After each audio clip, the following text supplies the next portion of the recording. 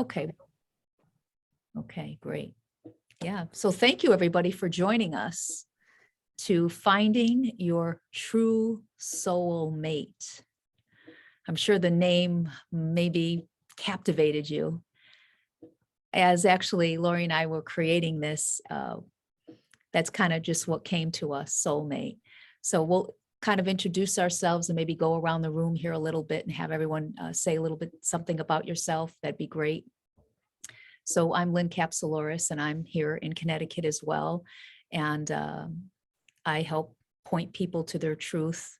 I do spiritual mentorship. I'm an author and a speaker, and I absolutely love sharing what we're really made of, which is pure love. And it's just been a fascinating journey working with people all over the world, pointing them within. And that's really what we're going to talk about here today. And kind of partnered up. We did partner up here with Lori. I met Lori by accident, but no accident really, a couple of months ago. And we're teaming up to do some things. So Lori, why don't you tell everybody who you are? Okay, sure, Lynn. Yeah. Accidents can work out so well, right? So I'm Lori Crepenos, and I've been a marriage and family therapist, single licensed marriage and family therapist since 1985. I was very young when they were handing out licenses. And the interesting thing about this is that I wound up, talk about accidents, I wound up co-authoring a book called The Secret of Love, Unlock Your Mystery, Unleash Your Magic. That's our book club on Monday. Oh yeah, and that book club is coming up on Monday, so some of you hopefully will join us for that too. And so long story short, I'll keep this short. My co-author and I, Christine Heath, has been in a long-term marriage, and we really wanted to have George Pransky, who's a psychologist in the Northwest of the United States. And we really wanted his forward. And he said that he loved the book, and he is the author of a book called The Relationship Handbook. And he was one of our teachers. And one of the first psychologists, in fact, to find what we're going to be sharing with you today.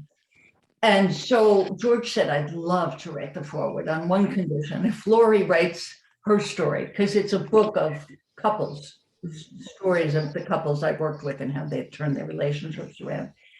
And I said, well, George, I can't do that because I'm the only single person here. And he says, Lori, I don't care. You can help a lot of single people. That was in 2018. So I'm finally that's finally come to my consciousness that really this is my passion to, there's so many people now going through loss of a spouse and also divorce. And so, yeah.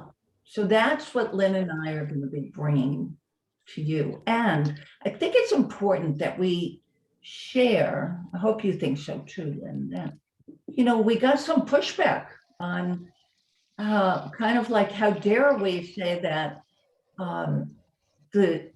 our soulmate is us, right? That speaking about words like soul or spiritual or there are some other words like that, wisdom, that we'll come out with, are gonna have different meanings for different people. So we want to start off, and you add to this too, Lynn, I'll just say my little part of it, where you don't want to listen to our words. Yeah. Now that sounds pretty crazy, right? What do you listen to? Listen to other sounds. What do you listen to? But you want to listen to your soul, really, to your insights, to what you see inside of yourself, because of the fact that words mean different things to different people. look past our words. What do you want to say about that one?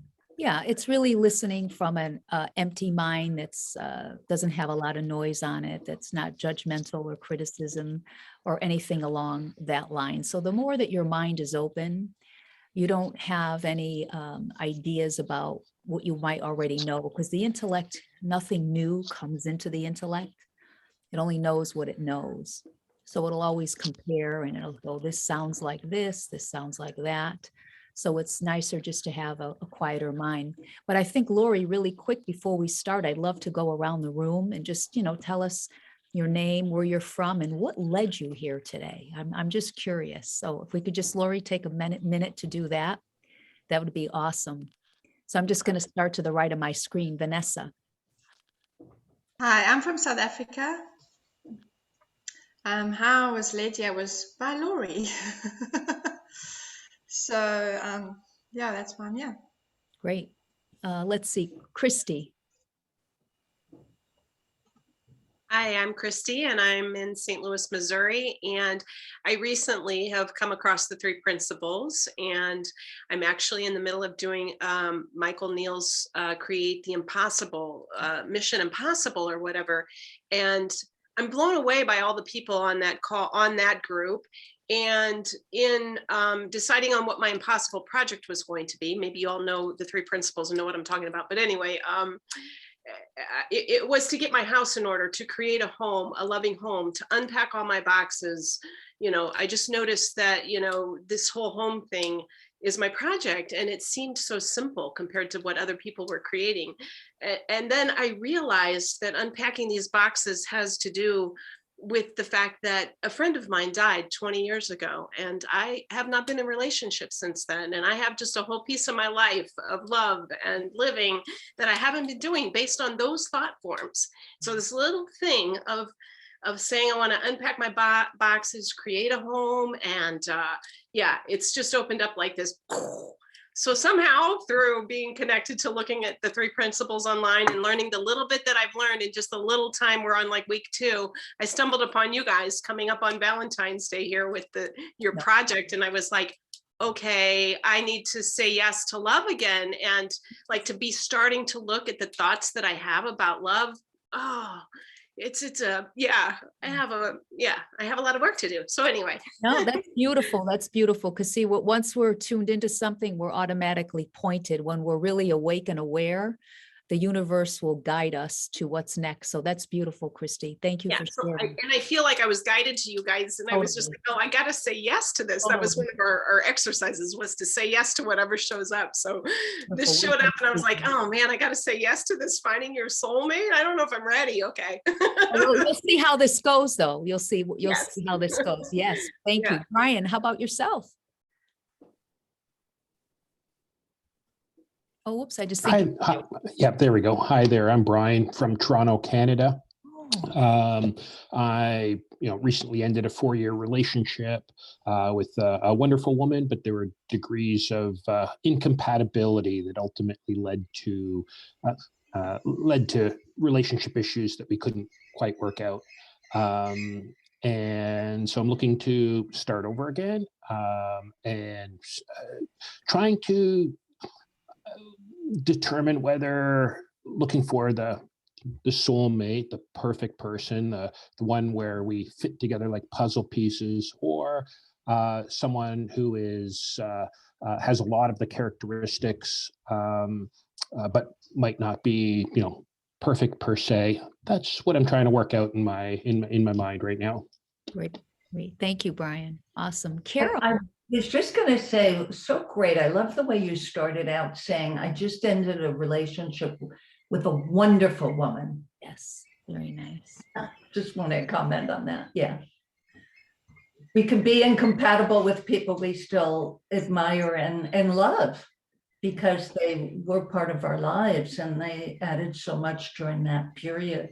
We learned so much from them. Oh, exactly. And, I had wished we were able to resolve the differences that we had, but relationships are a two-way street, and does require compromise and understanding and open-mindedness. And when you're both not on the same page, it just makes things difficult. Okay, well, I think you'll definitely enjoy today, Brian. Thank you so much for sharing. Carol. Hi, Lynn. I live in England, just north of London. I'm here because I know Lynn, and I've been part of the Three Principles community for about 8 years now, I guess, since what I call my awakening. And after that awakening, I met a man who I connected with instantly. It felt like I'd known him in a previous life. I'd known him before. It felt like I'd come home.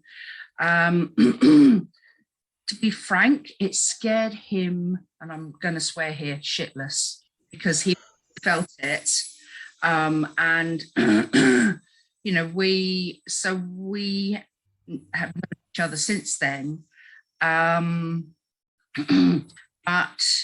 there's so much about me that he finds challenging, because I come from a different space. I come from a different place. I've healed so much of my stuff, particularly around my divorce, and he hasn't. And so there is that kind of, not exactly a conflict, because for me now, I just go, it's not my business. It's not my job to fix you. It's not my business. I love him dearly. We see each other every week or so. We will never live together. Is he my soulmate? I have no idea. So I'm here because I'm curious. Okay, wonderful, Carol. Thank you. Thank you for sharing. Lots of wisdom in that. Lots of wisdom. Siegfried, you're up. Hello, I'm coming here from New Haven, Connecticut, where it's also very snowy. Again, there's almost 50-mile-an-hour gusts, I think, so it's really a blizzard here. Can everybody hear? I'm having a hard time hearing. Is it my headset or your? Maybe I have to turn it up. Increase the gain on that amplifier. Talk closer to the microphone. Can you hear me better now? Definitely. Yes. Yes, thank you. No. So I'm relatively new here in New Haven, and so I've been looking through all the different meetups, and this one seemed very interesting. I like learning about and discussing different psychological theories, including ones involving relationships, and so this seems like a very apt place to come. Nice. Where's your accent from, Siegfried? I really couldn't tell you. As far as I know, I don't particularly have an accent, so He's got a nice radio voice, Lori. Maybe that's it, right? It sounds very Radio. European. Yeah. Yeah. oh, does it? Oh, well. I mean, do you have any idea of where it sounds like maybe it is from? I don't know. Okay. Well, thank you for joining us. Darlene. Oh, thanks for having me. Sure. Hi, Lynn. Hi, Lori. Hi, everyone. I'm from White Plains, New York. I've been married for 30 years and my husband wants to get a divorce. And as I was looking through the meetup, I stumbled across the Finding Your True Soulmate, which seems pretty interesting. And that led me to start reading the book, The Secret, Lori, your secret book, The Secret of Love, which is really amazing, phenomenal. And then I started to learn about Sydney Banks' 3 principles. So I'm really here just to grow and learn and move forward. Thank you. Darlene, that's beautiful. That's beautiful. Yeah. Thank you. Oh my gosh. Beautiful. Okay, Julia. We meet again. Hi, I'm Julia. I live in Simsbury, Connecticut for about 3 years now. And I was just on the last meeting. We were having a course called The Heart of Service with Lynn and Lori. And I just feel like my headspace right now is very calm and quiet. Like it very much quieted my mind down that hour and a half of like the discussion we had. So I normally would turn away from anything that talks about love, just because like I was burned really badly in my last relationship, and I'm not like open to dating yet. So but I know this is a more three principles based, and I think it's going to be different than what I'm expecting it to be. So I'm open. I can't wait. Beautiful. Thank you, Julia.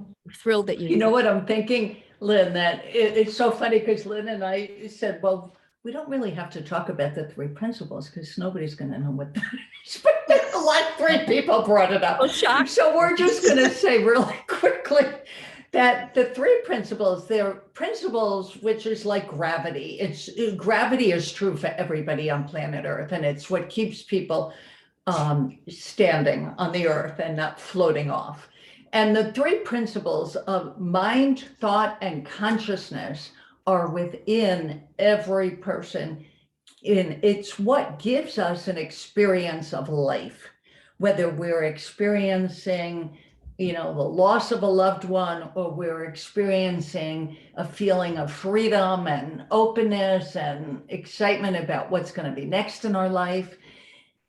All of that, the highs, the lows, and everything in between is coming through us, not at us, which explains why couples, the two people in a couple relationship have they're living like in a different relationship from each other because they're having different thoughts about it. And so a different experience about it. Yeah. So I just want to say that. You want to add something about that? Yeah, and I love that, Lori. I love how you always articulate what's hard to articulate because it's spiritual. But you're right, life comes through us. And what do we really mean by that? It's really that we are, maybe just to kind of kick the discussion off, that we all live in a thought-created reality. And no two people think alike, which is why people, and sometimes in relationships, even what we're really talking about for your true soulmate is the relationship with yourself. Because, often, even with couples, everyone has a different way of thinking.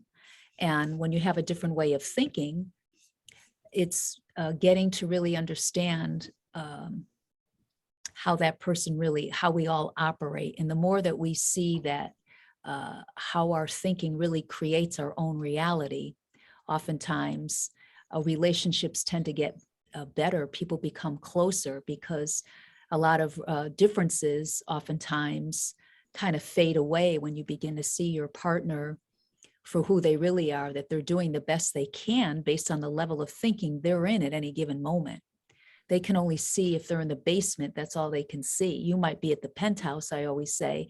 Your view is expansive. They're not there yet. So that's why I love Lori's book, but I'm getting off topic because it's her book is so good. But when we really talk about your true soulmate, I always say, why give that title away, right? Someone is the love of my life. Become the love of your own life. Become your own soul mate, SOUL. Because when you have a healthy relationship based on truth to yourself, everything else from there flows so much easier, that you're not running off thinking that you're this or you're that, or your personality, it's just the way I am. I can't change. So what we're really talking about is before form. We're really talking about the essence of who you are, what you're made of, what you came into this world with is pure love. Just like when you were a baby, you came into this world with pure love. That's what we're pointing you back to, who you're really made up of, which is all pure love. And when you live from that place, you're living from a place of truth, of well-being, and your life is so hard to describe, but your life is dramatically different when you know who you are, who your soul is. There's nothing in your way really of living the life that you really want to live. Not contingent upon what's out in the outer world, because it doesn't really matter, because your world, again, like Lori is saying, is created from within. So Lori, feel free to add on to that, but I just want to point you inwards. When we say inwards, I don't mean the physical body. That's just a metaphor. Inwards is that, quiet space that's always with you. You're really your consciousness. Yeah, well said, Lynn. That was really well said. Don't know what I could really add to that. But you know what? I'll read a quote, actually. It's in The Secret of Love, that book, because this is not coming from us. Right. This is spiritual wisdom that's been around forever.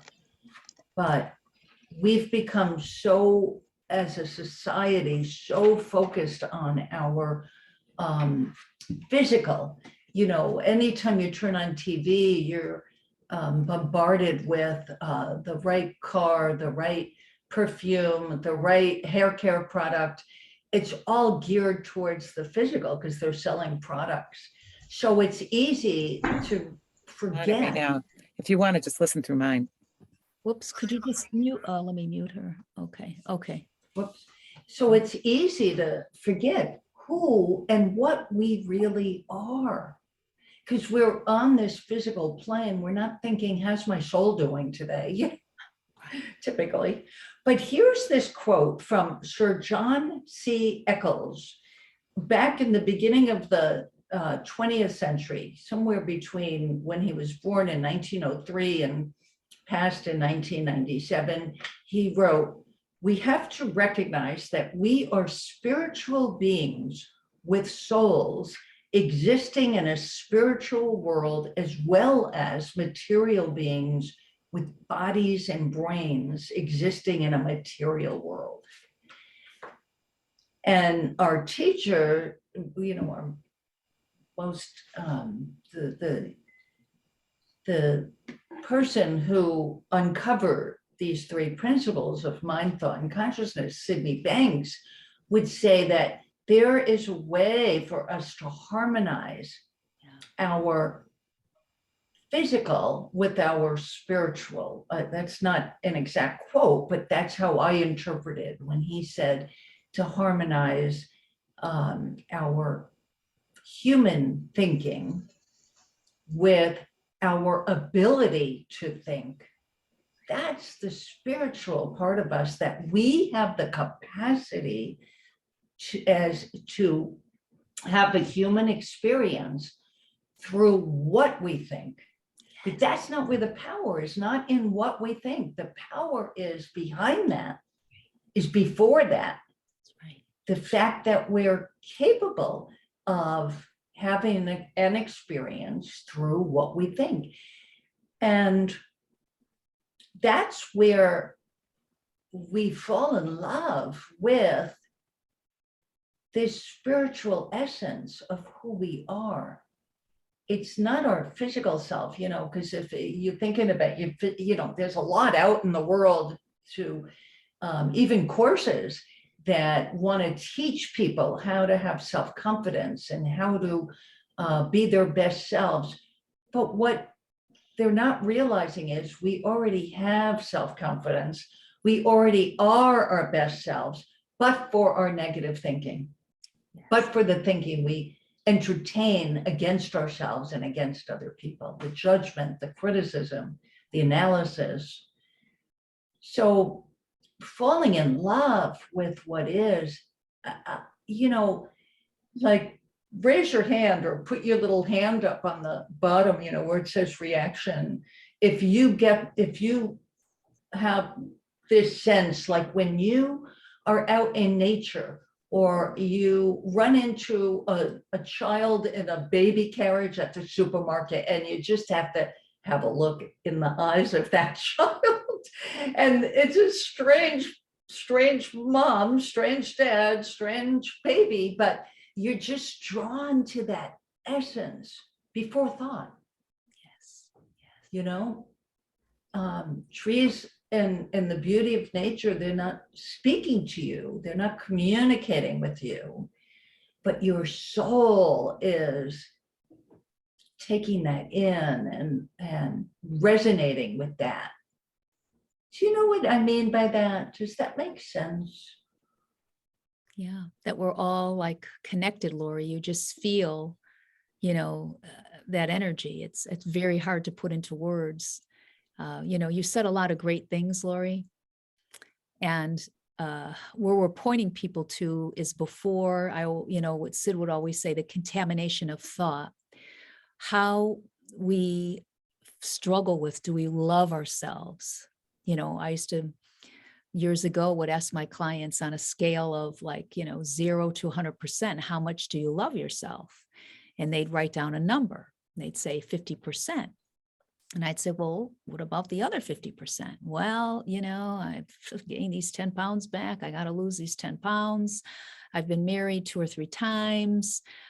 You know, what's wrong with me? I can't love myself.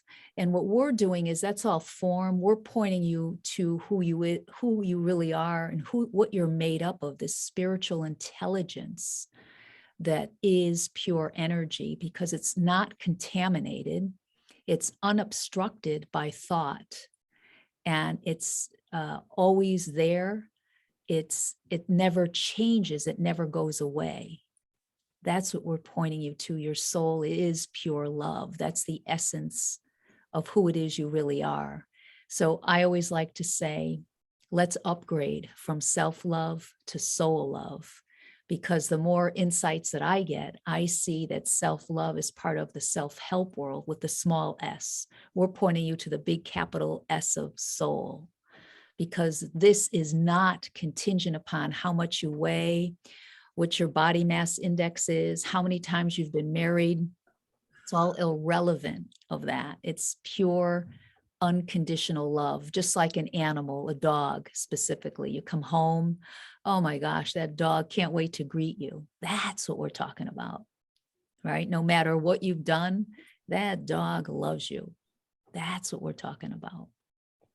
And when you come from that place, loving, I mean, no, I keep saying loving yourself, but when you really connect to who it is you really are, you can give that to somebody else, because you can really go to that deep level of love like you've never loved before. That was so cool. And yeah, that's so right on. I love that comparison between self-love, small s, and soul love, big S. Yeah, what a difference. And you know what's so interesting? When you love your soul essence, you know, you're just so in love with, my gosh, I get to have a human experience. This is like unbelievable. And believe me, and I think, you know, I'll speak for myself, but I think Lynn will agree, we're not there all the time.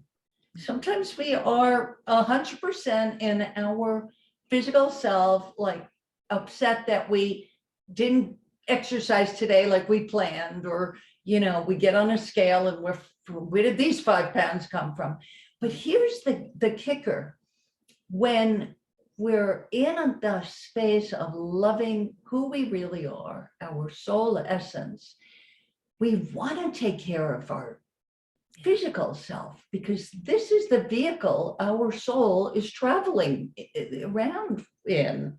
So of course we want to, it's almost like caring for, you know, and I don't want you to hear that there's a separation. It's all one. I don't quite see that to the depth that I know is possible, but I know the wise from day one have talked about everything is one. I do get one energy. And I know that, you know, I just see it more and more through the years. And I know that there's always more to see. But, you know, it's not like you're just gonna drink too much and eat too much because you don't care about your physical self. No, the reverse actually happens. Yes. You automatically go in the direction of health.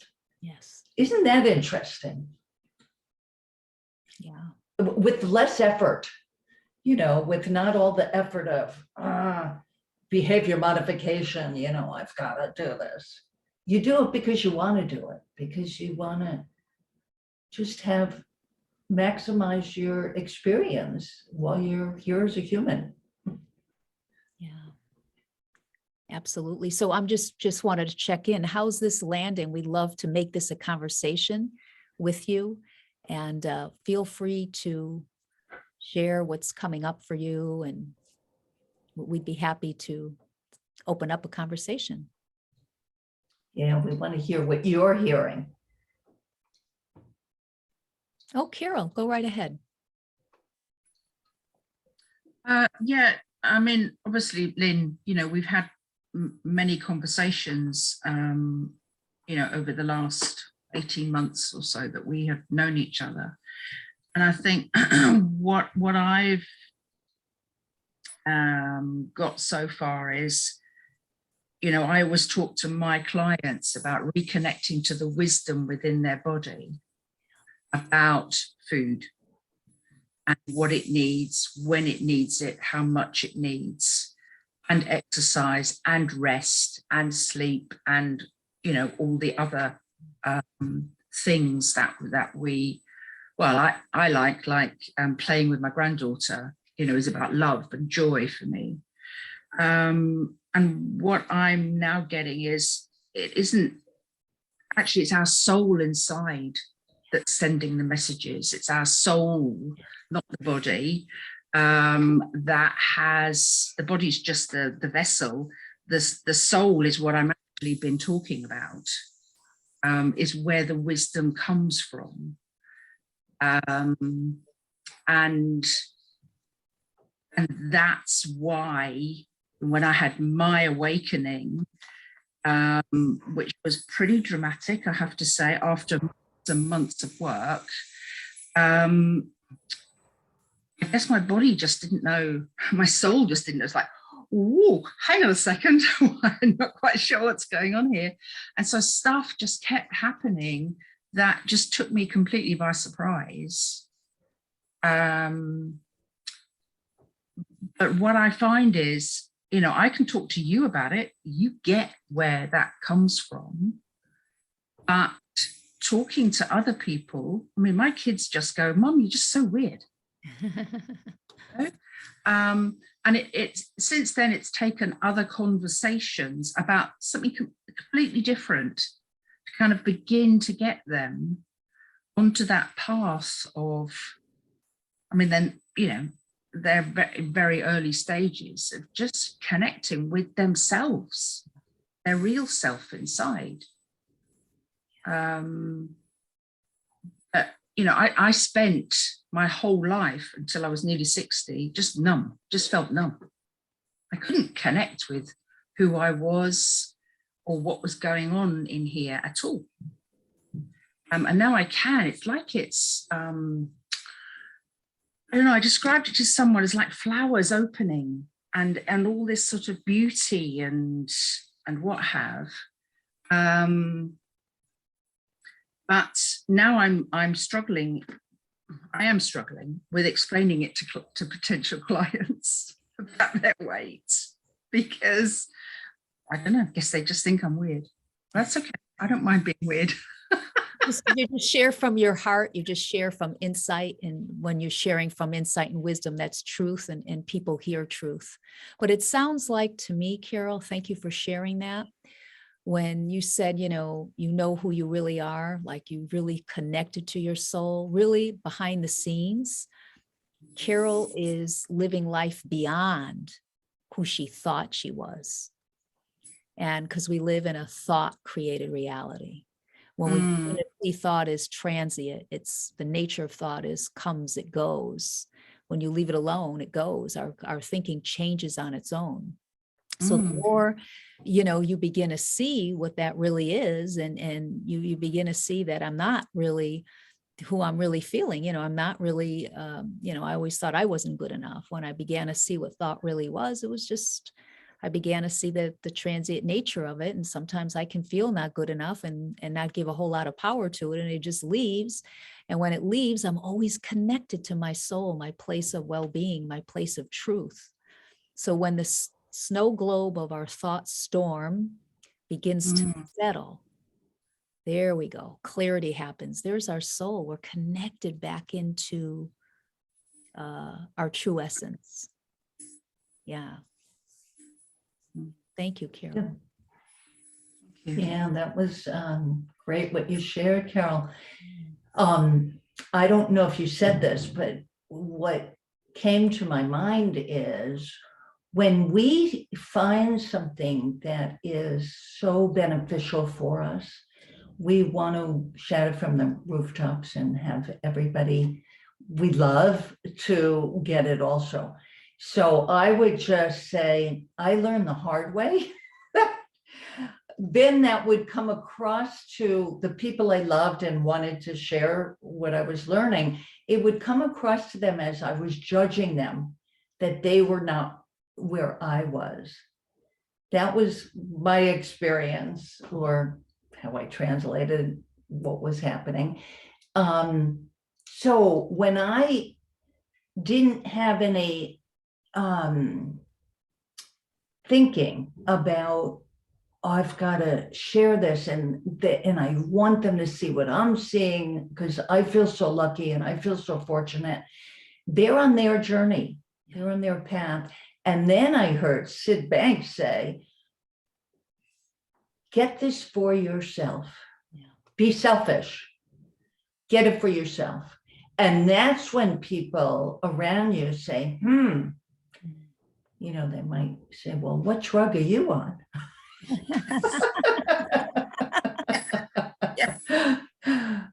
Yeah, absolutely. And that's when you can share, well, you know, and by the way, there's an excellent curriculum for children. It's called My Guide Inside. Comes out of Canada. Yeah. Yeah. Guide Inside. There's a few of those really great ones. And I mean, I have iHeart. noticed when I'm at, like I was at my cousin's wedding and I was at my sister's for something, random people come up and talk to me because they say they feel drawn to talk to me. And that's a new experience for me. And I'm like, oh, this is interesting. Yeah. And just kind of go with it. Yeah. Whereas previously, there would have been a lot of thinking going on about it. Yeah.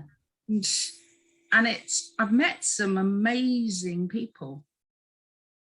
And just as a part of being more open, I think. Yes. Yeah. Yes, your guard is down. Our guard is down. You're absolutely right, Carol. So now we're connected to the truth, the soul, and people feel that.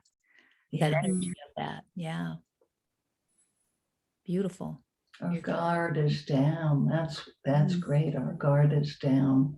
Yeah. There's nothing to guard. We can just be ourselves Exactly. without the judgment of ourselves or the other person. Yeah. Yeah. Thank you, Carol. Yeah. That was great. Thank you. Anybody else have any thoughts or comments you want to share so far?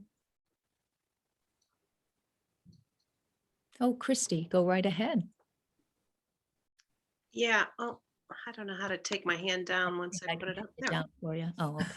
Yeah, I just wanted to share an insight that I was having, just being very new to these principles, but also being through the pandemic, I've lost a lot of weight. So that was one of my blessings of the pandemic is I've lost like 75 pounds. Oh, and it's been through the process of fasting through Dr. Jason Fung, who wrote the Obesity Code. And so I've been learning about my body and I've been learning about fasting and I've been learning about this process called autophagy, which is the intelligent wisdom of the body that goes and does its amazing health things when you stop eating, you know? And so just all that I've learned during this time about my body and about the pausing of eating. And now I'm learning about the 3 principles. And I just had this realization that it's the same as fasting. Like when I can pause my thoughts or become aware that I'm eating all the time or I'm ingesting not healthy thoughts all the time, that when I can stop and become aware of that there is this innate health or this innate wisdom or this innate process that then is just going to go heal. Like our bodies are always healing. They're always trying to correct what we've screwed up through our environment or our food or whatever. And that same process is happening with my thoughts, that if I can just, become aware of that and take a little fast from everything I've been thinking about relationships, then maybe something miraculous is just going to happen. Some like it'll unfold. The crooked places will be made straight. So I'm just really grateful to be here to learn from all of your wisdom and to have stumbled upon Sid Banks and these amazing principles. So thank you. It's good to be here. Oh my gosh, that's absolutely beautiful. You said so, there's just so much gold in there, Christy.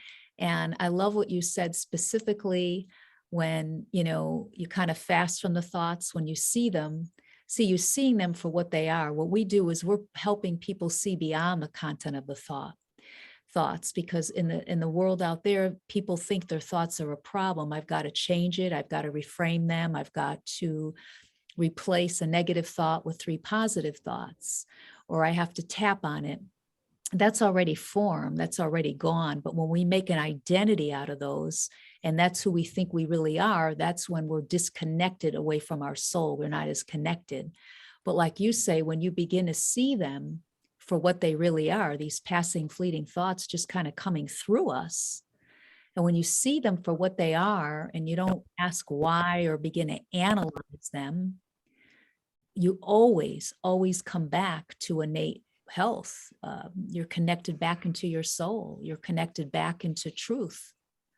And that's the beauty of it. You're right. The body already knows. And because we're of spiritual nature, we're not made with the burden to do something about our thinking, because thinking isn't a problem, because we're, like, I think Lori opened up with this, we've all been given the gift to think. So we can, that's where free will and freedom comes in. We can think any way we want about anything. And that's the beauty of it. We're always returned back 100% of the time. We always return back to innate health. So Yeah, that's beautiful. Thank you. That's beautiful clarification. There's a part of me when I learn these principles, and I want to, it's like, what do we want? I want to do something. Like, you want to always put that positive thought back onto when you realize, oh, I shouldn't be thinking that or whatever. It's like, it's kind of like getting caught up in the diet about like really getting attached to what I need to eat. I need to always be, eating of course we want to eat more healthfully, but really if I just have a reasonable healthy diet, the body's going to take care of itself if I give it these pauses and I'm not eating all the time. So I don't know, there's that comparing those 2 paradigms of healing in my life right now is just very insightful. And just wanted to share that. And I also practice Qigong. And so through Master Lin with Spring Forest Qigong. Anyway, he talks about intelligent Qi. Qigong is, Qi, the Qi in the universe is healing everything. And so I'm bringing my Qigong medicine into the 3 principles too, just going, we're all talking about the same thing. That's when it's, it's universal truth. Yes. Yeah. The intelligent Qi, he's like, he's had miraculous healings that happen with people, like, why does it happen sometimes and why does it not, and usually it has to do with the thinking, I think. But the intelligence of the universe wants to heal us, wants to bring that miraculous healing. So anyway, I just wanted to share that too. So thank you. Yeah, I love what you said about pause. Take a pause. Take a pause from eating, take a pause from your own thinking. That is so helpful, Yeah. Yeah. Thank you. That was, thank you. nice Just share. like a thought storm, right? Our mind settles on its own. People think that, not that anything's wrong with meditation, but people think they have to meditate to quiet their mind. You can quiet your mind on demand, as Christy shared. As soon as you notice you're caught up in thought, that's all you have to do. Notice it, leave it alone. There's the only reason why you're caught up in thought, because the human condition is thinking. We all fall back in the human condition of thinking, and you're just thinking kind of went southbound. That's all. And when you allow that to just pass, you're going to be returned back. So, The thought storm will settle by itself when you know that you're in a thought related, you're in some storm. It just passes and clarity happens. The weather, the snow or the rain passes. You got the blue sky again. You have the sun, and your sun is always there, well-being, and your soul is always there. It only gets covered in thought. That's all.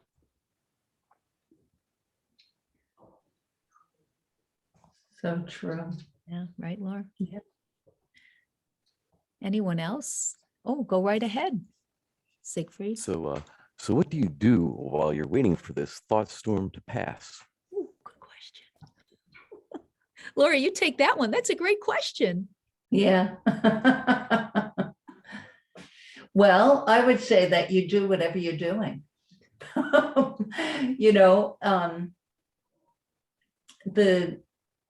Just realizing that you got caught up in the storm. It's like just taking a deep breath and realizing, oh, I'm okay. In this moment, I am okay. Because a thought storm is always past or future. Yes. But when you just like come back to the moment, you're always okay. That just always seems so miraculous to me. So is that related to mindfulness? No, not at all. Because mindfulness is a doing. Yeah, This is just an understanding. That's the difference. You know what, Siegfried, let me ask you, have you had something like that happen to you already, where you were in a tiz about something, maybe some overthinking going on, and then maybe how much longer it was, you felt a bit more calmer, more relaxed, maybe you felt quieter? Great question, Lynn. If that's ever happened, sure. I mean, it's almost never not happened. Oh, beautiful. So you already know how, see? And that's how we're pointing you to something that you already do. Well, a lot of us do these things, but we don't understand what's behind that. So that thought storm for you has already passed lots of times, and you return back to your well-being place. Now Beautiful. your consciousness, you're going to see this more and more, because it's the experience that you'll begin to see and appreciate, because it's in part of your consciousness now. One thing that I have found that helped is writing things down. I have just notebooks full of all kinds of thoughts, basically journals. I think it's especially important to put the dates down so that I can look back and see when I was thinking certain things, how I was feeling, and how they've changed over time. Yeah. Isn't that beautiful that our thinking always shifts, always, just like nature. Yes. It always shifts, which is more recognition that focusing on one thought doesn't really make sense, because it's going to change. It's going to change anyway on its own. That's the natural flow of thinking. If we're not holding on to a thought, or if we're not overworking it or trying to change it or do something with it, there's nothing to do with it. It comes and it goes anyway. I did notice, though, that there are times when I have certain patterns of thoughts that were taking place at times when I felt most integrated and successful and happy and doing the things automatically, where my identity was completely integrated and everything seemed to be working out. And then there's times when that obviously wasn't happening, and I can tell by what I was writing how much more chaotic the thinking is, that it's more focused on the things that I want rather than the things that I'm doing, trying to enjoy what I'm doing now and not worrying about things that I lost, or things that I want to get, but I might not be able to get them, or worrying about all these things. So at least for me, it's been a helpful thing to do. Yeah, our consciousness fluctuates, right? We're always at different levels of consciousness, moment to moment. And that's always based on what thought is moving through. When we don't know our experience of life comes from thought, we tend to think I'm in a low mood because of the weather or because I had an argument with my, partner or with my boss. So that's just how we work. We come in and out of low moods and high moods. And a the lot of those explanations are almost never true because the brain is going to try and find an answer if you ask it a question. Yes, because right. So we're better to stay. The more you begin to stay away from really realizing, well, when you begin to really see this understanding that a low mood, it looks illusionary. It looks like you're in a low mood or someone you know is in a low mood because of something out there. But it's always and only because of whatever lower quality of thought is moving through you. And when you begin to see it for what it is, your thinking will change on its own to a better quality level. And that's where you'll feel better. Right. Yeah, we shift in and out of it. So really we come in and out of it, moment to moment, because that's when our thinking changes, literally moment to moment. Like, when I'm in a low mood and I know I'm in it and I trust I'm going to be brought to a better place. But when I'm in a low mood, my wisdom says, don't have a difficult conversation with someone, don't do any writing. I record videos, don't do a video. So I know, my wisdom is always taking care of me in the moment on what I need to do, so to say, but just whatever speaks. And when I leave it alone, because I see it often for what it is, I'm just brought back eventually to a better place. Yeah, because see, thought is really more impersonal. We don't own any of the thinking, really. It's just moving through us, and it's just coming from the gift of thought that gives us the ability to think. And thoughts only become either negative or whatever else we want to call it when we begin to contaminate it with other things of our beliefs or Right. It's the meaning that we attach to them. Yes, exactly. It's the meaning that we attach to them that creates our patterns of thinking. Some people have worry thinking, some people have depressed thinking, some people have anxious thinking. But when we begin to see that it's just a pattern, it comes and goes. We don't have to hold on to it. We don't have to own it. It'll move away on its own. Yeah, if that was helpful. Sure. Thank you very much. Yeah, it's great, Siegfried. And, for all of us, how can we not love our essence that operates like this? I mean, look at how amazing every human operates like this, whether they know it or not. They fluctuate.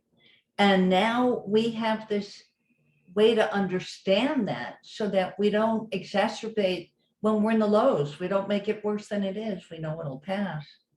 But the fact that we're designed like this, how can you not fall in love with that? So it's like falling in love with the design of who and what you are, as opposed to, I'm not having a good hair day today, so I don't love myself that much. I mean, it's like two different worlds, right? Yeah. I'm going to mute because there's no. Yeah, but she's absolutely right. We are all designed perfectly.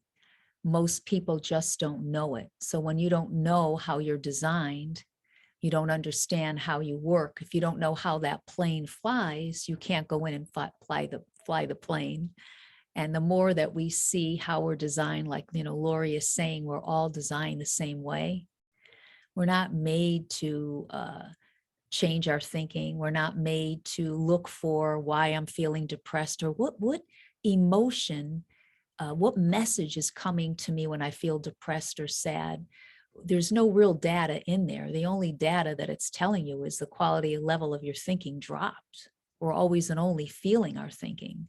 There's no reason why you feel the way you do. It's only just because of the illusionary nature of thought. But we're all designed the same way. That was brilliant, Lynn. I mean, everybody catch what Lynn just said, because it was really big. That we're all designed the same way. I mean, I can't repeat it any better than you said it, Lynn, but it's just incredible to realize that when we're down and out, there is no good reason to look at the data. right? Like when Siegfried goes back and looks at his old journals when he was not in a good place, that didn't give him anything useful to work with, right? There's nothing useful in that. But boy, when we're down, it's like we think, well, before I learned about the principles, I would think, oh, there's something here. I've got to really work this one and figure it out. And what does it mean? And what can I do about it? Yeah. Yeah. Carol burnt her old journal. Good for you. Old journals. Good for you. Where did she go? Oh, there. Yeah. I was just reading the chat. I burned all my old Oh, there she is. journals. Yeah. Exactly. Yeah. I know there's nothing in there that's useful, but can you, when, I shouldn't say if, I should say when the world, when we have a critical mass of people who realize this, what a different world we'll live in. Wow. Because peace starts within, right? Love starts from within. And when we have peace from within, the world, everyone, the world is designed perfectly. There's nothing wrong with the world. It's the people in the world that are carrying on their anger and their grudges and their opinions and, beliefs and all of that. Siegfried, did you have a question? You had your hand up before. Well, I was just saying it did actually help to go back and look at it, because what it does is it allows me to see now when my thinking begins to change, how it begins to change, so that I can sort of head this thing off before it happens. Can't do that. Yeah, but it's hard to, you can't really do that though, because we can't control our thinking, right? I mean, it just Well, comes. I don't know about that. I mean, I think you can control your thinking. You have to control your thinking. Well, I mean, what's coming into you, you don't know moment to moment what you're really going to be thinking, because we just have thought that we have 100,000 thoughts per day or whatever. So often Well, you that's don't know something else. what's coming. There's a book that I was reading about how to think like a champion. And what it said is that most people have upwards of 2,000 to 2,500 or so thoughts per day. But these people who are these true champions have maybe 1,000. They're not thinking about all these things. They're focused very tightly on what they're doing. So they're not suffering from all this extraneous information, especially these days when you could spend hours following hyperlinks, on the web. Lori, what would you say? I mean, I would say that they're just not paying attention to their thinking. That's all it really is, because there's no way to even, that's just a big misunderstanding, because we get thousands of thoughts per day, but it's what you are really paying attention to. So they're just not, which is great. I'm more in that same place. I don't know what's really coming through me. I spend the majority of the day in a good mood because, I just don't give power to, half the time I don't know what's passing through you. I don't know how you put that into words, Lori. Yeah, you know what came to me, Lynn, like when, the old days when I used to lie at the beach, and I couldn't be bothered by certain, even before I knew anything about how our thinking works. I just couldn't be bothered. I just wanted to hear the waves and enjoy the breeze and the feeling of the sun. And I'd have thoughts come to mind, but I didn't care to think about them. So that's the difference. The difference, yeah. That's the big difference. You don't You don't have to do anything when you see how you really how thought really works. You don't have to do anything. Yeah. Yeah. Yeah. It's nothing to do. Yeah. It's like an automatic knowing. It's an automatic use, improved use of your free will. We have the free will to pay attention to whatever thoughts we want to. Yeah. Yeah. That's true. The people who come to me, clients who come wanting anger management, well, there's nothing to manage. When people realize that their angry feelings are just coming from a bunch of angry thinking that looks real, that they're entertaining, And that just starts to drop away on its own when you realize we always have a choice. Do you really want to spend time feeling angry? Who wants to do that? Nobody does. Unless they think that there's some good reason for it. It's like the person who thinks there's some good in their bad journals, their negative journals of the past, that there's something to find out about it. Nothing good there. Yeah. This may seem like it's off course, but it came to me, and so tell me if this makes sense to you as a segue. When relationships break up, it's easy for us to go into, oh, what did I do wrong? And what could I have done differently? Assuming that you're not wanting the relationship to break up. And when you see this, when you see thought in action, you realize that it's not about you. It's always about what they're thinking, because that's all we ever can feel is our own thinking. That's the only thing we can ever feel in life is our own thinking. I mean, if you come away from this with that one realization, it'll take you pretty far. Yes. Yeah, that is a very good point, Lori. No one can make you feel upset, not loved, angry, guilty. We think that it's coming from the other person because when we don't have this understanding, we think they can make us feel this way. But it's how we're thinking about them or it's how we're thinking about them that's creating our feelings, because whatever we are thinking is what we are feeling. But again, it's the best magic trick in the world because it looks like it's coming from them. But two people in a relationship are in a relationship with their thinking, because we all are really in a relationship with our thinking until we begin to see it. I was just going to say, you didn't meet my mother because she was an expert at pushing people's buttons. She could get the best of friends to be strangling each other within 5 minutes. There you go. See? When we don't, that's what happens when we don't understand where experience is coming from. It's easy to blame someone, but when we realize that it's not coming from anyone other than thought, from how we're thinking, we're actually creating the experience. That's when we begin to see things from a whole different perspective.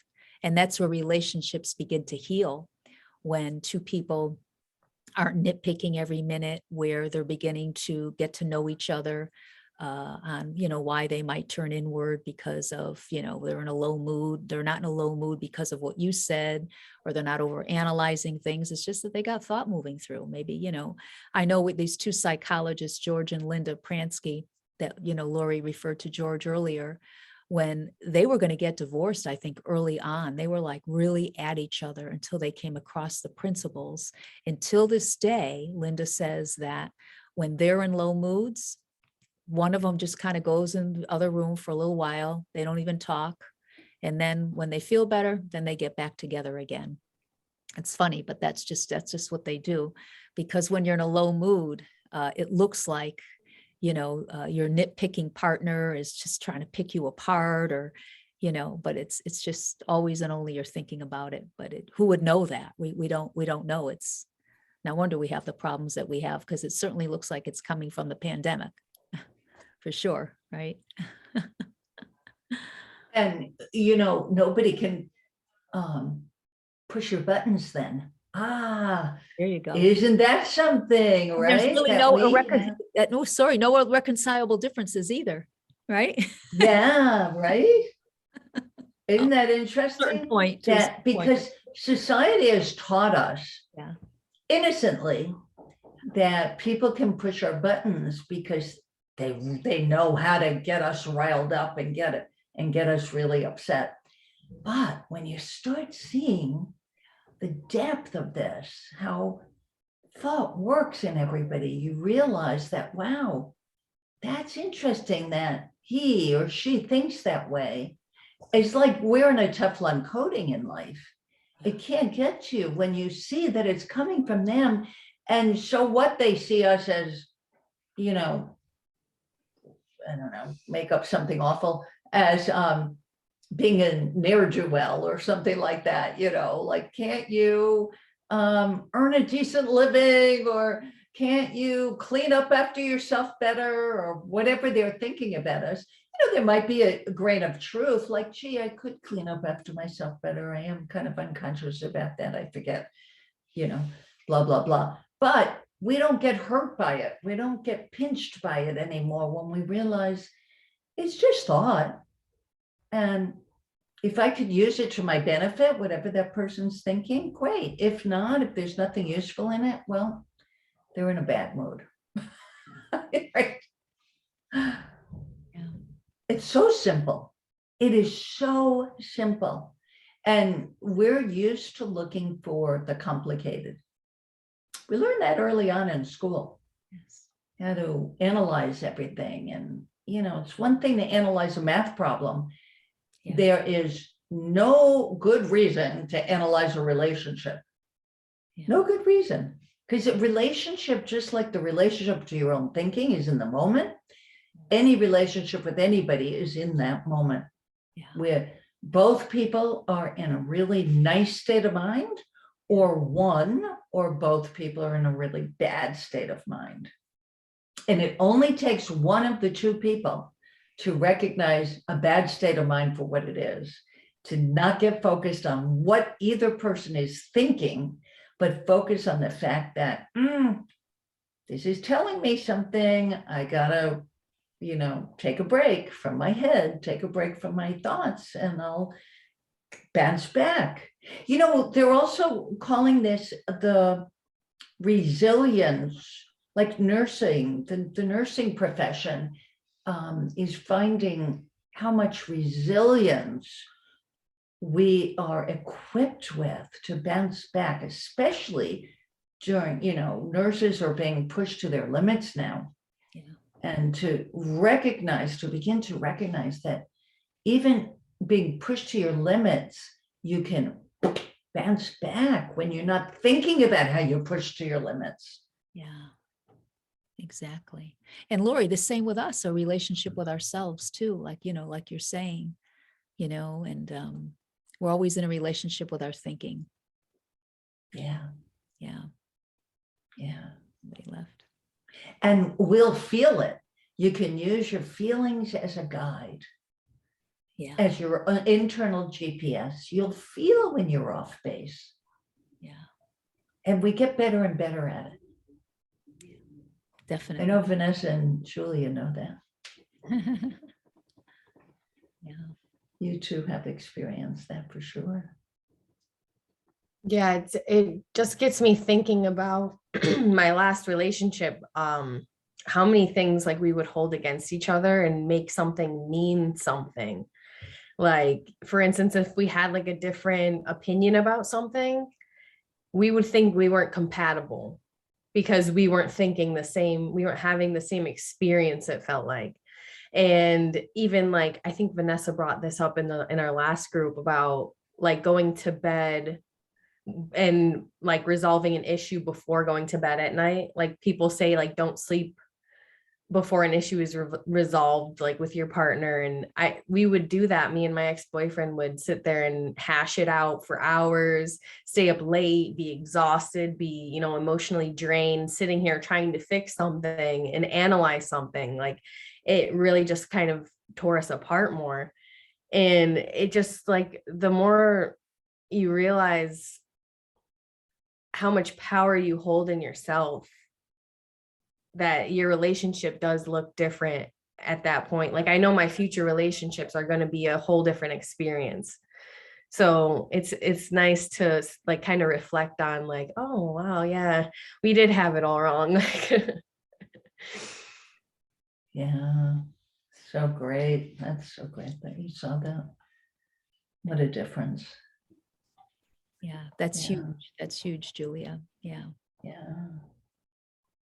yeah, And it gives you hope for your next relationship, because when you go equipped with so much knowledge and understanding, it just, it takes away any fear factor. Definitely. Anybody else have any comments or thoughts? I would only say that I think if you have a good connection, that those differences are actually what makes the relationship interesting and exciting. I certainly don't want to be going around with someone who's a copy of me, because I couldn't imagine anything more boring than that. Well, maybe not more boring. I have fun by myself, but the whole purpose of being involved with someone else is to experience their point of view and their perspective of the world. Yeah. Yeah. Yeah, absolutely. Absolutely. Krista, you had your hand up.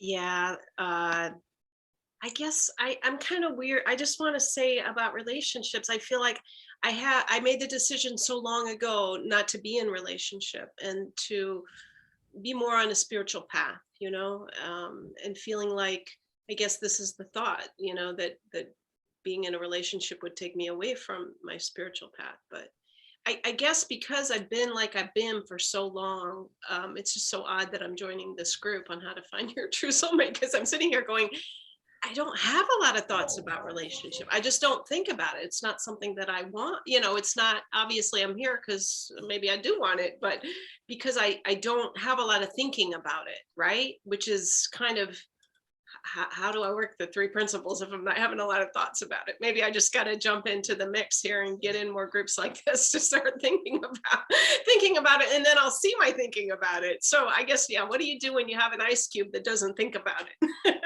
No, but I think you've already saw that you're thinking. I think you've already saw something.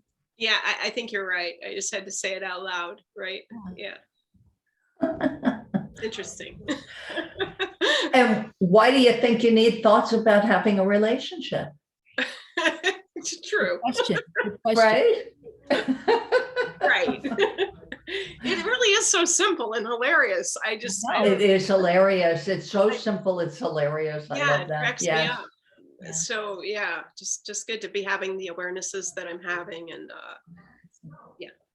But I will share this though. Thinking that you have to be alone to be more spiritual is a thought. There's no truth to that either. Yeah. True. Sure.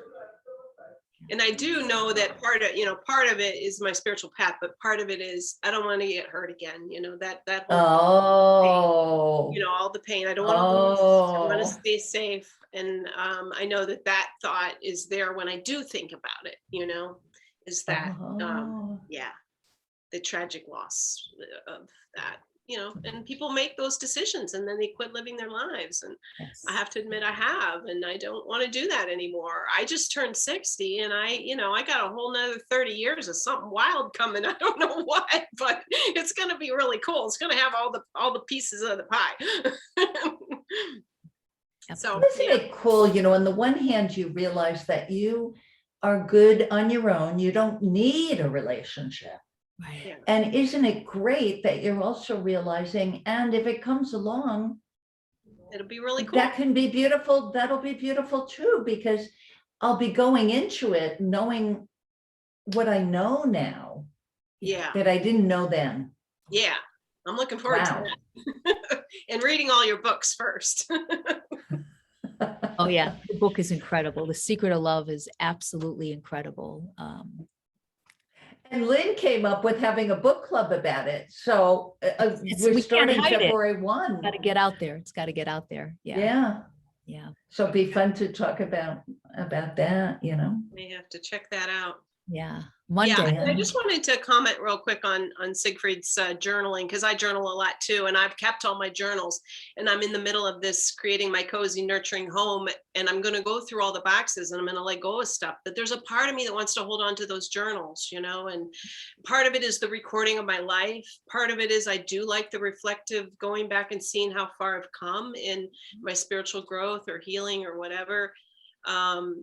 but I do see how those journals are just like when I think of all of our thoughts that bubble up out of our biology, like it's just a computer that's recorded everything that's happened to me, my thoughts, and whatever's happening today. I'm just, it's that computer's going to feed me, hey, here's some thoughts that happened before, and it's pretty scary. You might not want to do that. So then to just go back to consciousness, to notice and be aware, oh, my computer is throwing up some, here's some memories from the past.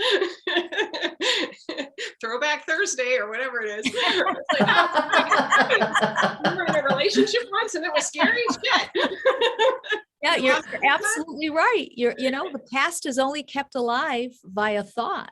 We're in a reality that no longer exists. Right. But that biology could be, absolutely. Yeah, I mean, it could be saving my life too. Like, hey, bears do eat people. You might want to run. So there is some, I mean, our thoughts are there for a reason. And so, yeah. So anyway, just making that comparison between the biology of my thought data bank and my journal data bank. And is there any good use, or what should I do with them? And do I want to throw them away or not? I mean, I've thought about writing a book once or twice, and that's information there too. But I do believe the intelligent chi of the universe, will bring the data to me when and if I need it. So I may be burning the journals too. I don't know. It's just an interesting conversation y'all have brought up. The wisdom. Yeah. You're right. I don't know. I'm kind of like, yeah, we'll see. I have Just a journals thought from about my them though, right? It's just a thought about the journals. So Wisdom will always Right. guide you, sure. That's so true. I have journals from my 20s and I have not looked at them. They're up in my linen closet on the top shelf, and I haven't been interested, but they're there, but I haven't been interested in looking at them. Maybe someday I will. You know how long ago that was? A long time ago. That was like lifetimes ago. You feel like you've lived several lifetimes, like when you just move along to greater consciousness. Yeah. Beautiful, Lori. Yeah. Does anybody else have anything to share? Or a question, or Yeah.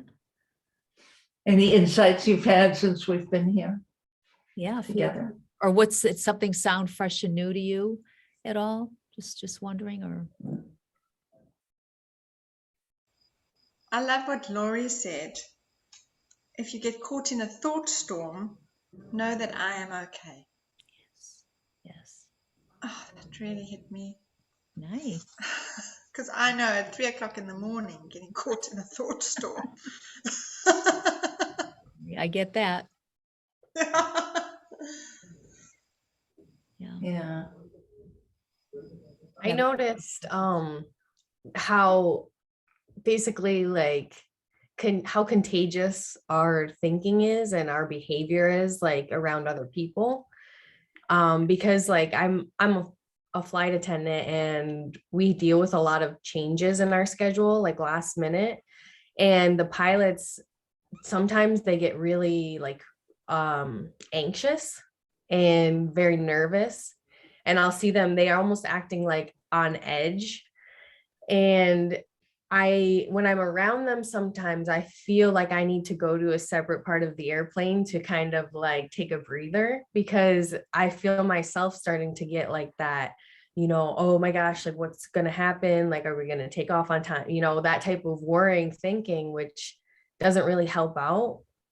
Because, when you're coming from that state of mind, you're not going to have as clear thoughts as if, you're calm and that sort of thing. But what I noticed today is that, like, for instance, like this Zoom meeting, like our thoughts are all kind of affecting each other in this meeting. And, we're going to go to our day-to-day lives, and the next person we see is probably going to have, rub off on this feeling that we're having in this state of mind. And it would be nice if more people had the opportunity to have more, clear-minded groups like this, or like conversations. So we're not all walking around anxious and worried about our jobs and our lives and, all of the other stuff. So, yeah, I think this group was a great idea. Awesome. Yeah, me too, Julia. I think so too. Yeah, it was Lynn's idea. Great idea. And we're going to keep it going, so invite your friends and invite people. We're just going to keep it going. In fact, we're Yeah, going to go I- deeper. Yeah. Might as well just- On the day before Valentine's Day, right? The day before is Sunday.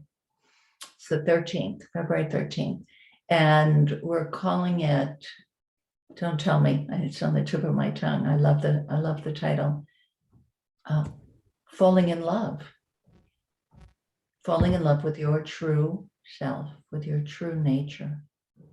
And we can We share touched this on it. with people. We can share this with Oh, anyone. yes, please do. Oh, Please do. Yeah. Someone in your world can really benefit, or if you have a partner or, someone that you want to bring. Absolutely. Yeah. Yeah.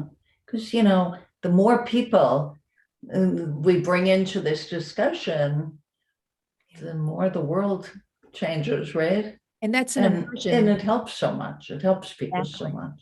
But this is an immersion. It's like 4 hours, right? Is it a 4 hours immersion that we have? Yeah. So it's really deep, a much, much deeper dive than what we're talking about today. And people can come and go. It's not like, they have to stay for the full 4 hours. Yeah. In fact, we goofed when we did the timing for this. This was only supposed to be 90 minutes, think I put which we're coming up to now. And then we goofed on the outside time. So we have that time blocked, but it might be too much for us today because Lynn and I were also in a group this morning, Yeah. So Isn't it great to make human mistakes and yeah, we're here. forgive yourself? That's, Like, it's not a big deal. that's right. That's right. Yeah, I used to make a big deal over stuff like that. Oh, well, I don't know. It's so great to, give yourself a pass. We're all doing the best we can. Yeah, that's right. That's right. So was this most helpful? Was this helpful for today? Yeah. Mhm. Good. That was we just wanted to share and get that out there. So that's great. Seeing something we didn't see before, it helps because it's invisible, Yeah. Yeah. Yeah. So I'm just trying to think where we can put the link available. I guess we could post it out on, this will be a paid, obviously, because it's going to be 4 hours immersion, but it's $125 is the investment fee. But I think I can put it out on Meetup as well, Lori. Yeah, definitely. And and for that 4 hours plus, we're throwing in a private session with Lynn and Lori.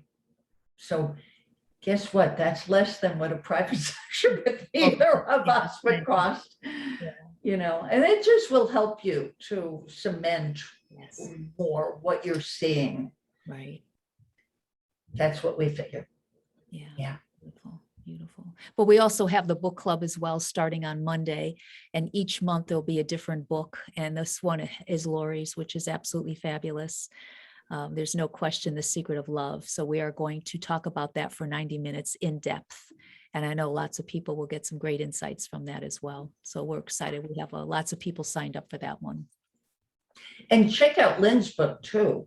We'll do your book next on this book club because Lynn's got a wonderful book out. 30 Days of Inspiration. Yeah, inspirational treasures for your heart and soul. It's just broken down by one, it's a small one, every day for 30 days, but it's just gives you something to think about. That's all. I read one every night before going to sleep. It's a wonderful way to doze off to sleep for me. And some people, I think, really like reading it first thing in the morning. Yeah, that's what a lot of people tell me. Or I had a lady contact me today, and she said she just picks out a chapter and whatever appears, she just takes that for the day. So that was cool. Yeah. I mean, they're all relevant and they're all saying the same thing that we're talking saying about. the same thing we're saying. Yeah, absolutely. But you can never be around it too much or too long. You know, I first heard about this in 1985, and I'm still seeing things, and I'm still intrigued by it big time. Okay. I shouldn't even say still. It's like incrementally, I see more and more. Yeah, because our level of consciousness keeps going upwards. Yes, that's right, Lori. Yeah, I'm sorry. The book club is on Tuesday. Thank you, Siegfried. Too many things going on, but it's February 1st, which is Tuesday. Thank you. Somebody's on the ball here. Thank you. Yeah. Thanks, Siegfried. Yeah, because it's February 1, right? Which turns out to be a February 1st, which Tuesday. would be Tuesday. I keep saying Monday, but it's Tuesday. Yeah. Yeah. Yeah. Well, thank you so much, everyone. It's so great to meet you all. And we enjoy sharing this, and hopefully you may see this is how this happens. Oftentimes you can get an insight when you're sleeping, you wake up with one just out of the blue. It's incredible. So you'll begin to see something. But yeah, follow us with the, he's got a rock climbing, Siegfried, good for you.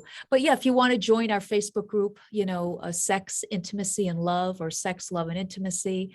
And we have 4 monthly standing weekly groups. One is a book club. One is an insightful conversation. One is some mentoring. And what was the other one, Lori? I can't think of the other one at the moment, but there's 4 of them. I can't think of it either, right? Think of it. So yeah, they're all really great ideas. Yeah. All right. Well, thank you so much, everyone. Thank you so much for joining. Thank Yes. you. Okay. Thanks a bunch. Have a great